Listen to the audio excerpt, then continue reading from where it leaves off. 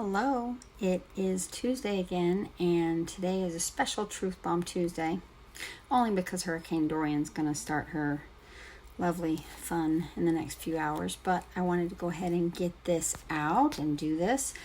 Tonight's topic is going to be, again, a little different. It's going to be, something that a lot of people probably don't know, and I like to share truth and knowledge and try to help you learn some stuff. So tonight's topic is energy, and we're going to discuss about the fact that we humans are energy, period. And I'm going to break it down step by step, make it simple, kind of Cliff Notes version, because this is a very, very, very technical subject that goes into quantum physics. It goes into particle physics. It goes into some crazy stuff that I'm not even going to try to point out, understand, or learn for myself, because there's just too much. But I want to go about what we are. Okay, 99% of us is made up of 6 elements: oxygen, carbon, hydrogen, nitrogen, calcium, and phosphorus. 0.85% of us is made of 5 different elements: potassium, sulfur, salt, chlorine, and magnesium. All 11 of those are required for life. You can't live without all those. The human body is made of matter and energy. And energy is what our cells do. They have electrical and chemical reactions and impulses and signals. Our cells and our atoms and our everything is constantly doing something with energy. Same as plants. Plants are different, but they still convert light to energy and then put off their byproduct, which is what we breathe, oddly enough. So inside of our cells, back years and years ago, they used to think that we were just, that cells were the smallest molecule, the smallest particle, the smallest part of us, until they learned some more. So that's why I want you to open your mind and think past what you know, because the science now is just blowing people away that they didn't have any idea back in the day. We are no longer cells. Cells are made from atoms, which are made up of protons, neutrons, and electrons. Atoms together make molecules, and molecules put together make macromolecules, and macromolecules and molecules create our cells. Okay? Are you grasping this? In our cells, there's like 13 parts of a cell, and the nucleus of that cell, kind of like your heart, kind of important. Everything runs through it. It's kind of like the brain of the cell.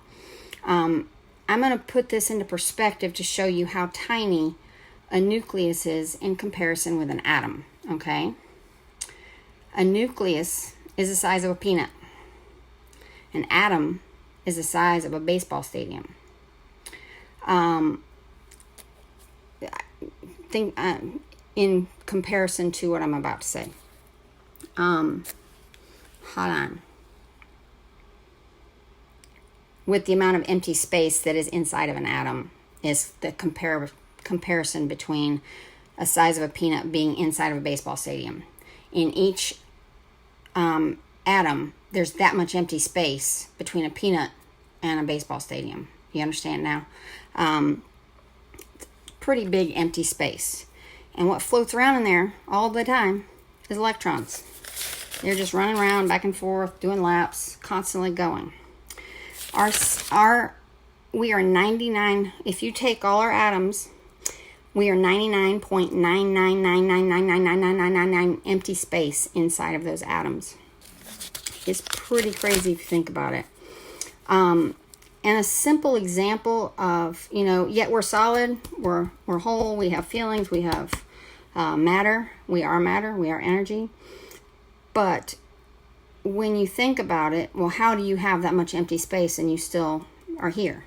Well, a simple example of that is your ceiling fan. You take your ceiling fan, and when it's off, it's still, you can feel the blades and there's not much to it. But when you turn it on, you know better, because it is solid, from way bigger than those blades ever could be, and it you can't put your hand up in it because it's constantly moving, taking up space. Do you understand me? In a shape. It's just fluid. Electrons have a technical term. They're point sources. Means they have no volume, but they do have a wave function that occupies the atoms. The waves are being frequency and vibration. So we all are energy. We are all moving. We're all constantly doing something. That's matter, period, end of statement. The volumeless electron, remember I said it doesn't occupy any volume, is somehow simultaneously everywhere in the space. Kind of like ceiling fan. When it's moving, the ceiling fan space is occupied. Nothing's going to like hang out in there. And electrons are not just wave particles only, but they also behave as waves of light. And this is all new physics. And I'm gonna say a quote here that Albert Einstein said back a long time ago. Matter is energy, energy is light, and we are all light beings. I'm just going somewhere with that. So, new physics shows that some subatomic particles aren't really made of energy, but simply are energy. They're not made of energy, they are energy.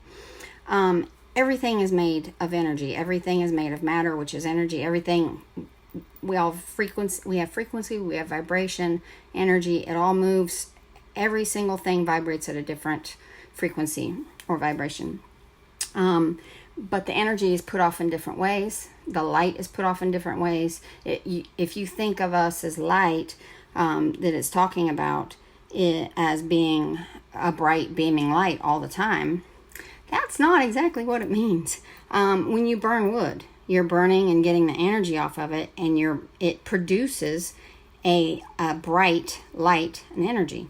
When you use the energy in X-rays, UV light, it's a high frequency, high energy. Radio waves and infrared waves is low frequency and low energy. Richard Gerber said, all matter is as frozen light. Atoms are empty space filled with packets of light that sometimes act as matter.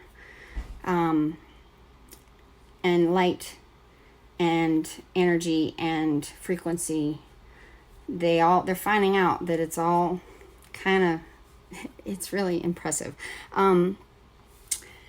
Matter is light of a higher density.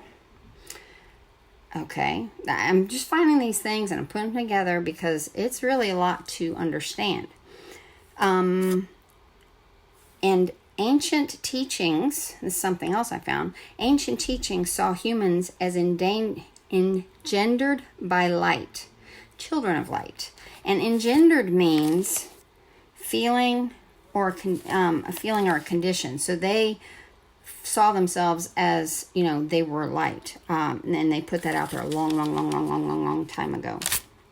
And in case this sounds crazy to you, remember how electrical currents and unseen waves were laughed at back in the day, before people know?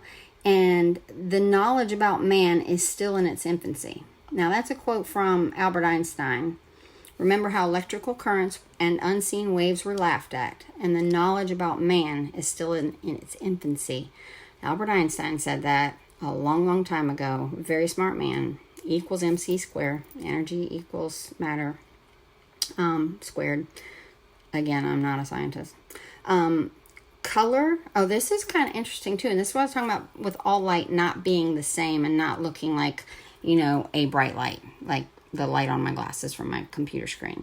Color and matter are the brain's three-dimensional perception, seeing everything as solid. Yet atoms are 99.9999999 empty space, while the remaining 0.0000001 cannot be pinned down as a solid because it's constantly moving. It's crazy. It's really crazy. then this, according to particle physics, which apparently they just keep going deeper and finding more stuff, electrons are not particles all of the time, but sometimes behave like waves. And the light, like waves of light. The consensus now, which is all new stuff, because, we can see way smaller stuff than we ever used to, is that they are both wave-like and particle-like, as is all matter. And that leads into some quantum physics stuff, and that's some crazy stuff. And yeah, so hopefully, I am missing a page. I know I'm not crazy. But anyway, what I wanted to get at,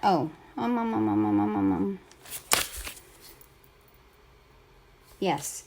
So, that being said, they have found out in the galaxy, we're in the Milky Way galaxy, we're in one of the outer bands, and they've tested stardust. They've gotten some and tested it.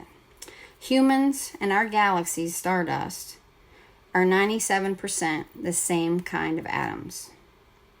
So, that's just really cool that we are made of the same things that stardust is made of, and we're all formed from the same. It's magnificent, and this just breaks you into thinking, you're not just cells and protons and nucleuses. You're made of energy, and energy can go up and go down.